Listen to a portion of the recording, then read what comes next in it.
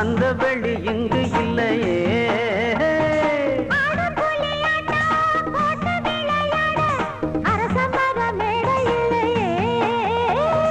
கால ரெண்டு பூட்டி கட்ட வண்டி ஓட்டி கானம் பாட வழி இல்லையே.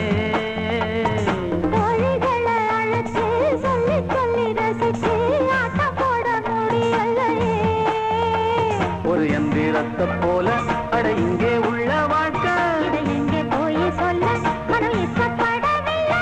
நம்மூரை போல ஊரும் இல்ல. சொர்க்கமே என்றாலும் அது நம்மூரை போல வருமா? அட என் நாடு என்றாலும் அது நம் நாட்டு கீழாகுமா?